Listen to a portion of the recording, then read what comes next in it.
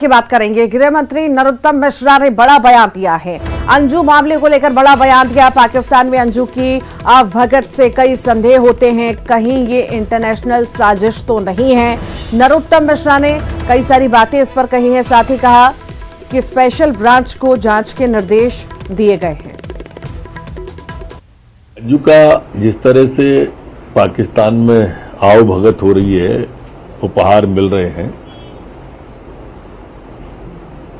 उससे कई संदेह जन्म होते हैं और इसलिए मैंने एसबी को, स्पेशल ब्रांच को निर्देशित किया है कि इसका सूक्ष्मता से परीक्षण करें कि कहीं ये इंटरनेशनल कॉन्स्पिरेसी तो नहीं है।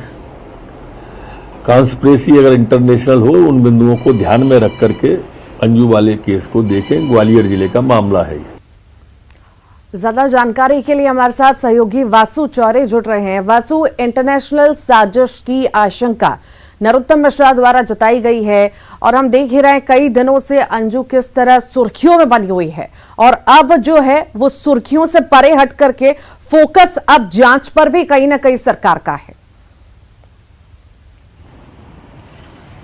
निश्चित तौर पर देखिए, अंजू का पाकिस्तान जाने का जिस तरीके का मामला सामने आया और वहां पर उसे लगातार जिस तरीके से ट्रीट किया जा रहा है, कई तरीके के जो उपहार हैं महंगे महंगे वो उसे वहां पर दिए जा रहे हैं और प्रॉपर्टी भी उसे दी जा रही है, तो इसे लेकर अब कहीं ना कहीं जो संदेह की स्थिति है वो और भी ज्यादा बढ़ गई है। और यही वजह है कि मध्य प्रदेश के गृह मंत्री नरोत्तम मिश्रा ने इस पूरे मामले को लेकर संज्ञान लिया है और एसबी यानी कि स्पेशल ब्रांच को निर्देशित किया है कि अंजू के बारे में तमाम जो जांच पड़ताल है वो की जाए। अंजू का क्या कुछ बैकग्राउंड रहा है, किन लोगों से उसका मिलना जुलना रहा है, कहाँ पर उठना बैठना रहा है और इसके पहले वो किस तरीके की गतिविधियों में लिप्त रही है, इन तमाम पहलुओं को लेकर जांच अब की जाएगी जब स्पेशल ब्रांच के पास ये पूरा मामला गृह मंत्री के निर्देश पर पहुंचेगा। और शासन प्रशासन की कहीं ना कहीं कोशिश यही है कि किसी भी तरह नेशनल सिक्योरिटी को कोई थ्रेट ना हो और इसे लेकर ही सरकार और प्रशासन जो है वो अलर्ट मोड पर नजर आ रहा है, क्योंकि जिस तरीके से सीमा हैदर का आना और उसके बाद अंजू का पाकिस्तान जाना, ये मसले जो हैं ये ना सिर्फ भारतीय मीडिया में बल्कि पूरी देश दुनिया की मीडिया में लगातार सुर्खियों में बने हुए हैं। और जब इतना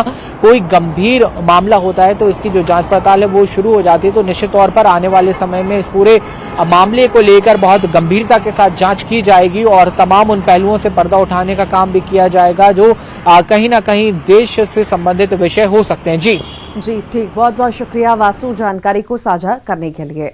कोरबा से बड़ी खबर की बात करते हैं। बाल संप्रेक्षण गृह से 4 नाबालिग फरार हुए हैं। नगर सैनिक को चकमा देकर 4 नाबालिग फरार हो गए। एक नाबालिग जांजगीर से पकड़ा गया है। फरार 3 नाबालिग की पुलिस फिलहाल तलाश कर रही है।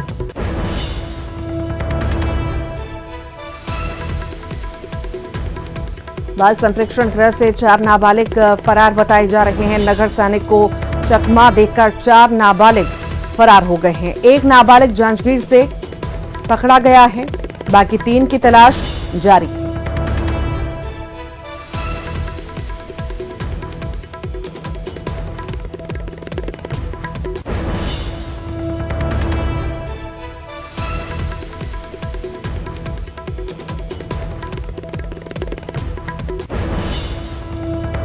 ज्यादा जानकारी के लिए अब्दुल हमारे साथ जुड़ गए हैं। अब्दुल, बाल संप्रेक्षण गृह से 4 नाबालिग फरार हैं, क्या ज्यादा जानकारी है आपके पास?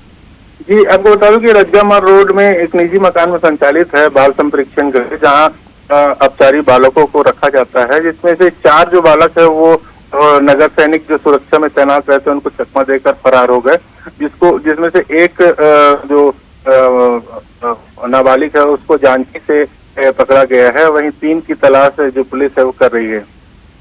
जी ठीक, बहुत बहुत शुक्रिया। इंदौर से बड़ी खबर है। राष्ट्रीय परशुराम परिषद ने बढ़ाई है बीजेपी की टेंशन।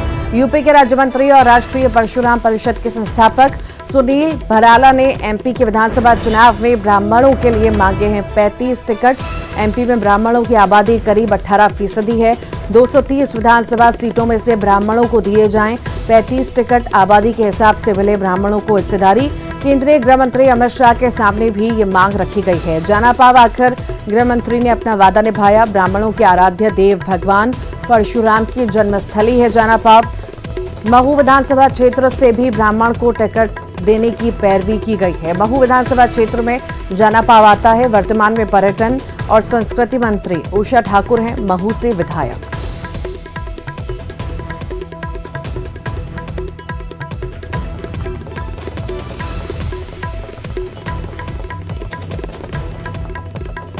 ज्यादा जानकारी के लिए अरुण त्रिवेदी हमारे साथ जुड़ गए हैं। अरुण, ब्राह्मणों के लिए टिकट की मांग बढ़ चुकी है अब।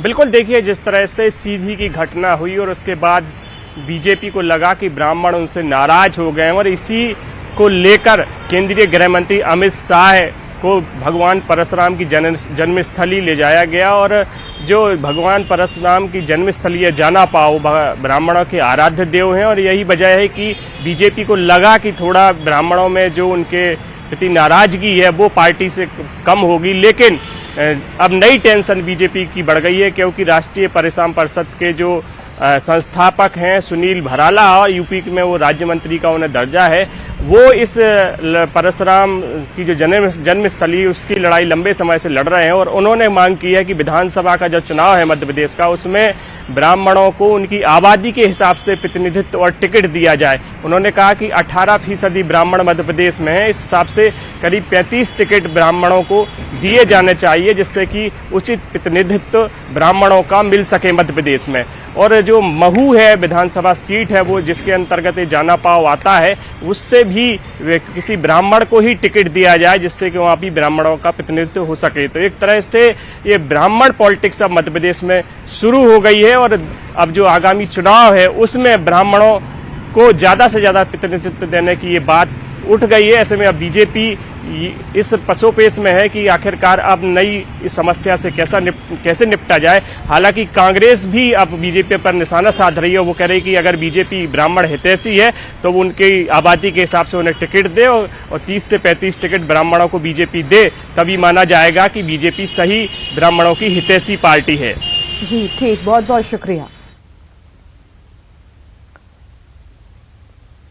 भोपाल से बड़ी खबर की बात करेंगे। गांधी मेडिकल कॉलेज की छात्रा ने सुसाइड किया है। कोई फिजा स्थित घर में मृत मिली है मेडिकल की छात्रा। गायनेक डिपार्टमेंट की स्टूडेंट थी।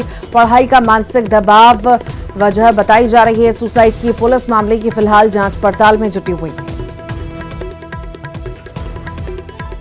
और ज्यादा जानकारी के लिए शैलेंद्र हमारे साथ जुड़ गए हैं। शैलेंद्र, क्या है मामला, बताइए।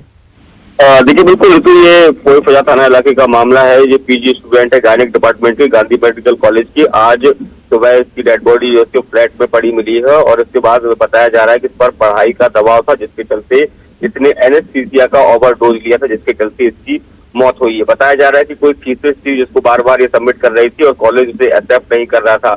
और ये भी बताया जा रहा है कि उसने अपने व्हाट्सएप स्टेटस पर भी ये लिखा था कि अब अंतिम समय आ गया है। तो अभी पुलिस इस मामले को लेकर पूरी तरीके से जांच में जुटी हुई है। कहीं न कहीं जो कॉलेज प्रबंधन है उससे भी जानकारी ली जाएगी और उसकी जो दोस्त है उनसे भी पता किया जाएगा कि आखिर मौत के वास्तविक कारणों का कारण क्या रहे।